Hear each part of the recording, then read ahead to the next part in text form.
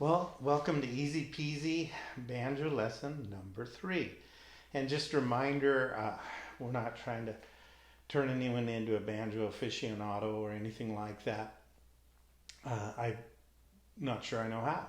But this is a plan to let anyone begin or start out on a banjo or something with an open tuning and learn to strum a few chords and sing along and hopefully worship the Lord in that process. And um, we've done How Great Thou Art and developed that. And as I promised last week, we'll be doing I've Got a Mansion Over the Hilltop. Just a reminder, this approach, the open tuning, can be used on a guitar, as I spoke about in lesson number 2, or a ukulele. I even did it with a mandolin, things like that. And what I'd like to do right now is remind us of the chord progressions we're using with our open G tuning and our G7th chord that we learned last week. And then I want to do a variation on our D chord. That's very easy. It's another step in the learning process, and you get to choose which one you want to use when you do the song. And it just kind of helps us grow in the process. So open is G, and we're just strumming with our thumb right now. And then the 5th fret, so you would count, there's a fret, 1, 2, 3, 4, 5, that's C. And then the 7th fret is D. And you'll have markings on your instrument that will indicate that. On mine, I have at the 3rd fret, 5th fret, and 7th fret, there are some dots. That's not uncommon on many instruments, and so you'll be able to follow those. So the song goes like this. Oh, G7. Sorry, I forgot to mention G7. So the 3rd fret, just the first finger, gives us the G7. We use that on How Great Thou Art as a leading chord to a C, and we'll use that in some spots on I've Got a Mansion. Now I'll do the song with what we know, then I'll stop before I do the 2nd verse and show the variation I want to use. I'm satisfied with just a cottage below, a little silver and a little gold. But in that city where the ransom will shine, I wanna go that silver line.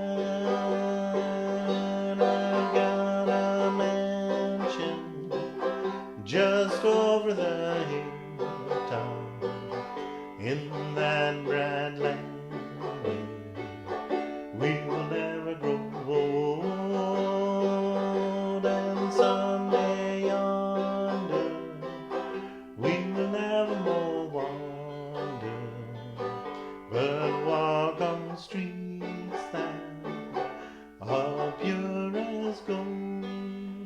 And in the process of learning the song and learning to play along, the same thing with How Great Thou Art. If you feel that G7 comes in too quickly for you and you're not quite ready for it, skip it and just go straight to the C, like we did in lesson 1.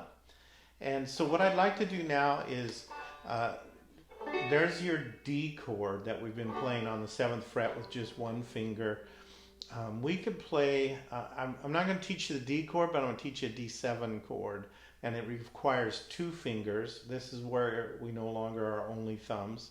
But if we go behind the 2nd fret on the 3rd string, that's your G string, and the 1st fret, 2nd string, that's your B string, that'll be our D7. Now, I add a finger normally, but it's not necessary. This is an open D tuning, and if you don't like the sound of that string, don't strum that string, as I've said before.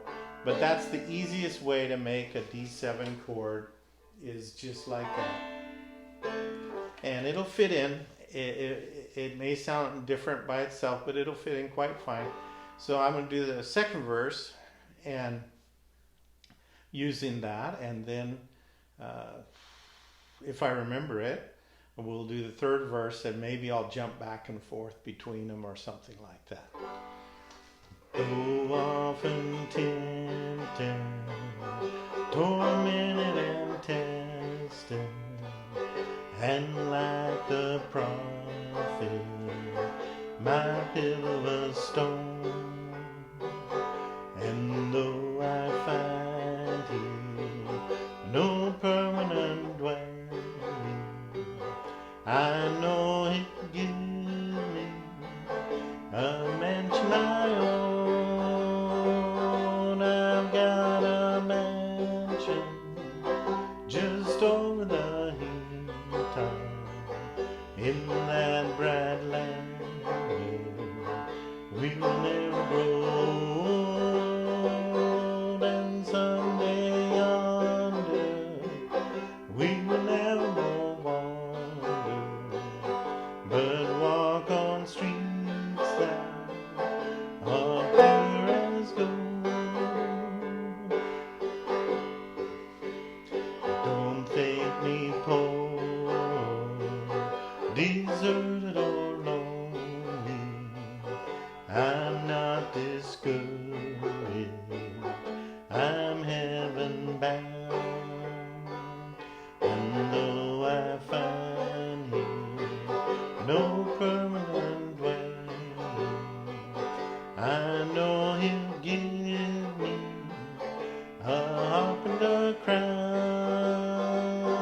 I've got a mansion just over the hilltop in that bright land we'll never grow old, and someday yonder we will never more wander, but walk on streets that are pure as gold.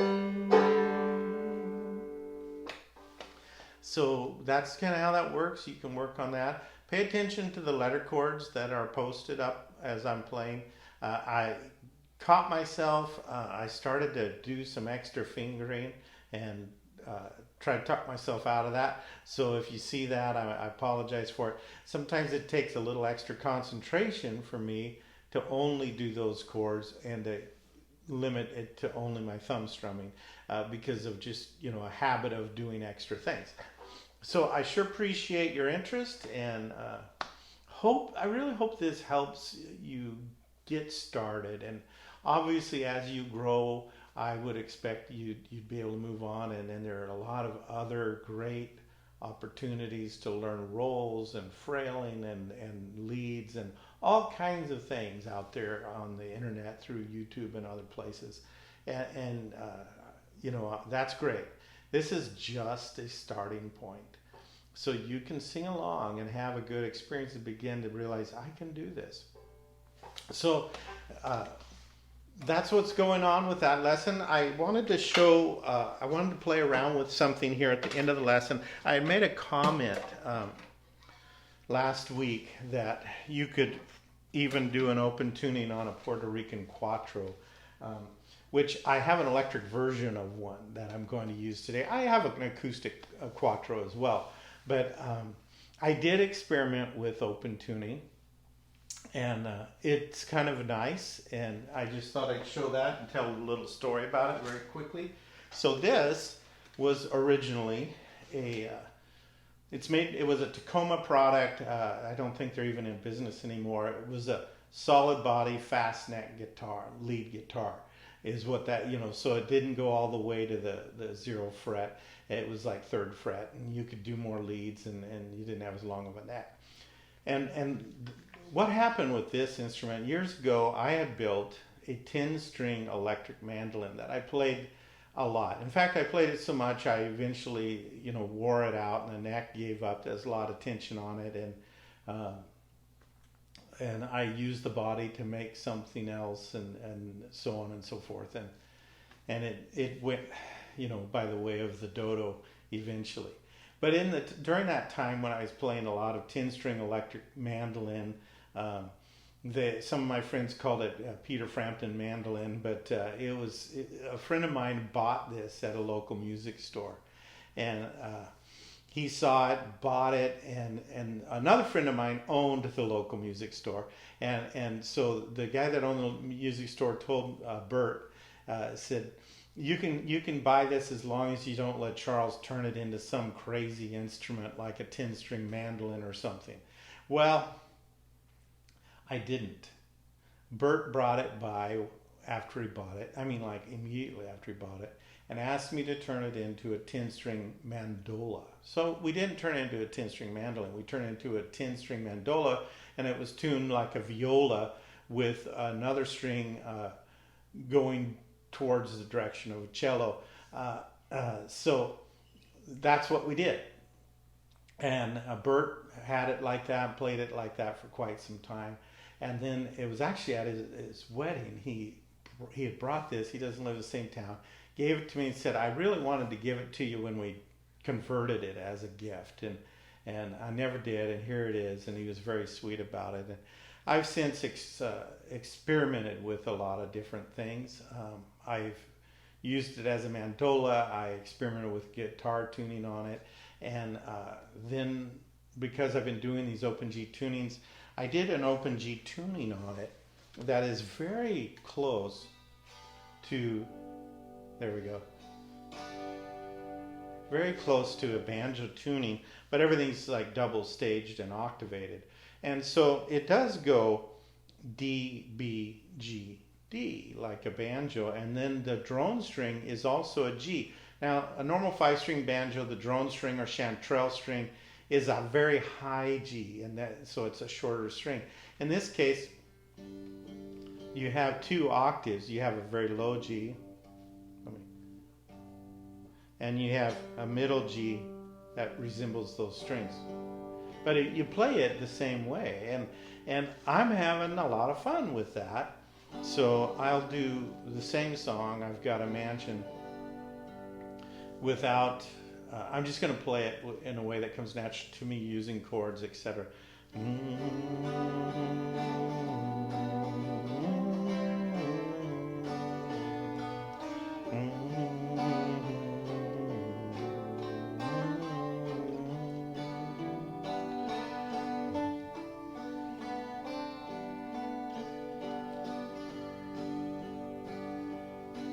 I'm satisfied with just a cottage below, a little silver and a little gold. But in that city where the ransom will shine, I want a gold one, that silver line.